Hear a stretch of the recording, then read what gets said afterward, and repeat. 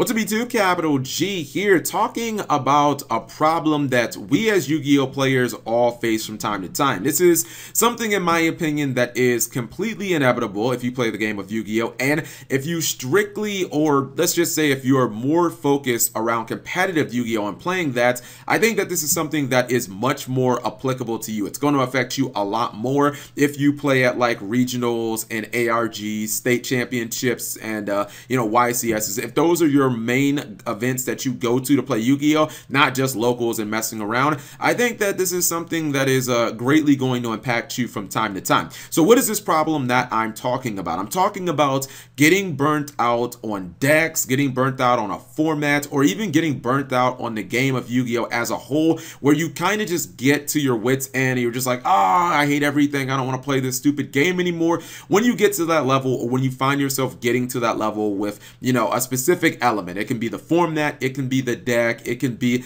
the entire game, and you just kind of find yourself very irritable when you think of these different things. So let me just say first off, I think that the solution that I'm going to offer is fairly obvious. This is something that we all know. I think the reason why most people don't actually explore this option is I think it's just a lot of laziness, and I think it's a lot of malcontent. I don't think that this is Konami's issue at all. I think that this is something that they give us a clear solution to. We as the players just don't usually explore it. I'm not exactly sure why. In fact, even I myself have been guilty of this. This is something that I've just recently started actually looking into, and I will say, even I have my times where I'm just, even though I do Yu-Gi-Oh videos every day, where I'm just like, I don't want to fucking play this game anymore, I hate this format, etc., etc. I've taken formats off. It's perfectly healthy, and that would be the solution that most people choose. Most people just choose to take a break. That's not the solution that I'm going to offer in this video, though, for anybody thinking that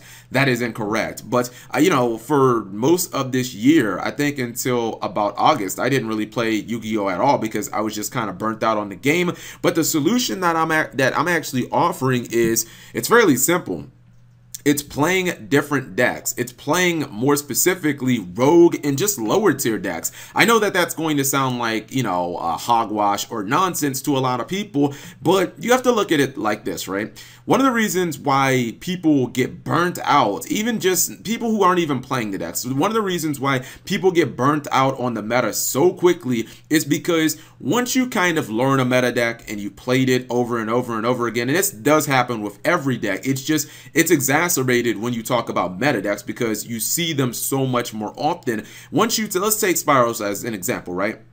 If you are learning how to play Spirals at the beginning, it's like, man, it's like the honeymoon for a marriage. It's brand new and everything's so exciting, and you've never done these plays before, and it's awesome. And you start playing against other Spiral players, and you see your plays, and you see your opponent do the same exact plays as you do. Then it kind of gets routine, and one of the problems is your deck starts becoming, like, the plays start becoming not as fresh. They start becoming not as exciting, and the reason that I say it's exacerbated when you play meta decks is because you're playing mirror matches over and over and over again, and all the things that were exciting at the beginning, all the plays where it's like, oh man, I can't believe I can do that, you're seeing those 2, 3, 4 times as much as you usually would. It's one of the reasons historically I've never liked playing mirror matches, because when you look at a game like Yu-Gi-Oh, right?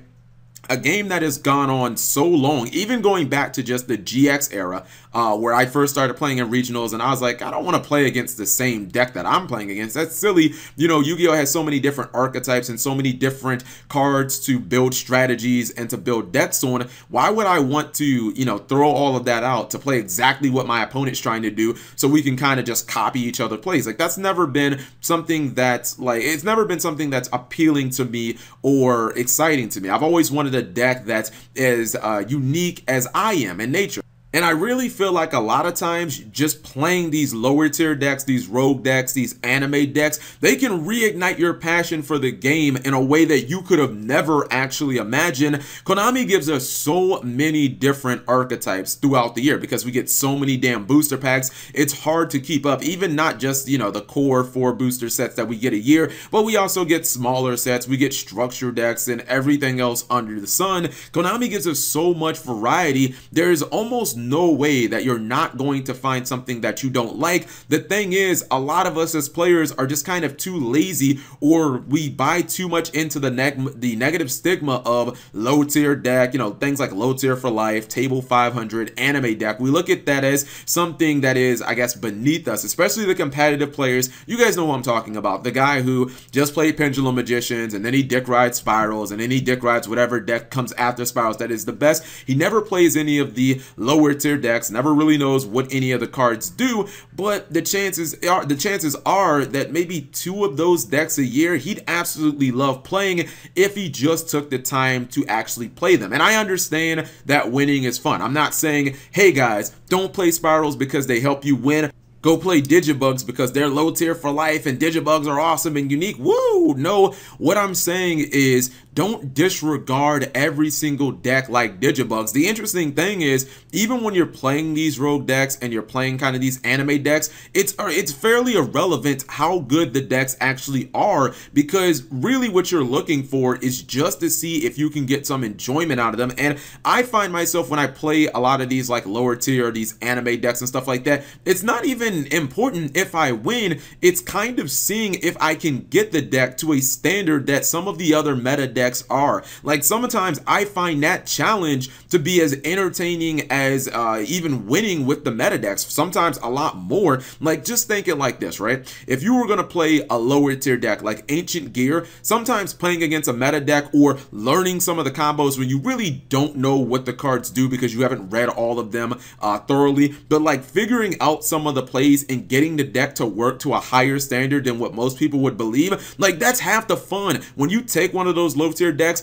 and you pull off some awesome plays, you're like, holy shit, I can't believe this deck can actually do this. And like that is the excitement that a lot of times you kind of lose with meta decks within, I don't know what, the first week. I mean, let's be real, guys. How fast did we get burnt out on Spirals? Like 2 weeks in and everybody was like, kill this fucking deck. Like, seriously, our tolerance for mirror matches and our tolerance for meta, I feel like, is just going down and down and down and down and down. And I feel like there are so many archetypes that Konami gives us that people disregard immediately out the gate. And again, I've been a prime offender of this.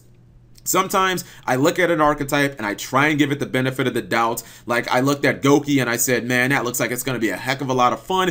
And then even I attached the negative stigma of, oh, Gokis came out, they're not meta. Okay, trash anime deck, disregarded. I'm never going to touch this deck again. And then I find myself playing some of these decks like Luna Lights and Ancient Gears, and my recent favorite, which is now actually like one of my favorite decks in the entire game to play, Outer Guys. I play these decks and I'm like, oh my god, they're actually amazingly fun. It's not necessarily whether you win every single duel or not. Sometimes it's just experiencing other decks, and there's really no excuse for that. Like, I really believe that it can ignite some of that passion. We all know that at some point in this game, you were so goddamn passionate and you were so happy on cloud 9, and it does happen. I'm not saying that just because you don't like Spirals right now or you don't like the meta right now, that there won't be a new archetype in Flames of Destruction that makes you feel that way again. I'm just saying that there is a lot of stuff Konami releases a year, and some of those archetypes might make you feel that way. So before you look at, you know, your Rockets, or before you look at some of these other archetypes like the Mech Knights and you just throw them away, you say, all right, crappy anime deck,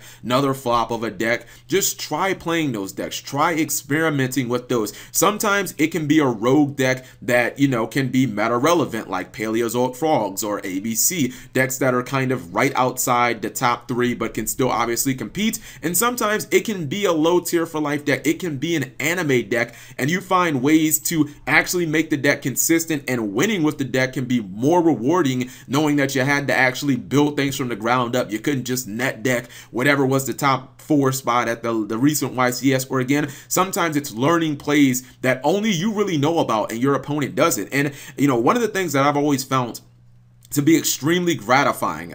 This happens to me a lot of times at regionals. It happened to me at the last time I went to a regional with my barrier stat shoes, is when you play a card, you're playing cards that your opponent, or you're playing cards that are not like super engulfed in the meta. You're playing cards that your opponent's probably don't know what they do, and your opponent's just like, wait, what? I can't, what does this even do? It feels like when you play these decks and you actually reach the potential that maybe even Konami didn't know that the deck has, it feels so much more gratifying. Or when your opponent has to read some of your cards and it's just like, awesome, I got you now. It feels like you're playing this mysterious deck that only you have discovered, and I don't know, I find things like that to be extremely gratifying. And I think the real point of this video is, don't be so quick to dumpster these decks. Even if they're not good, just mess around with them. I'm not saying you have to go out and spend a ton of money on them. It can be as simple as putting your spirals down, putting, you know, your pendulum magicians down for a couple of days and picking up a deck on Dueling Book and just fucking around with it, because you might just find out that some of these decks are way more fun, whether you're winning or losing,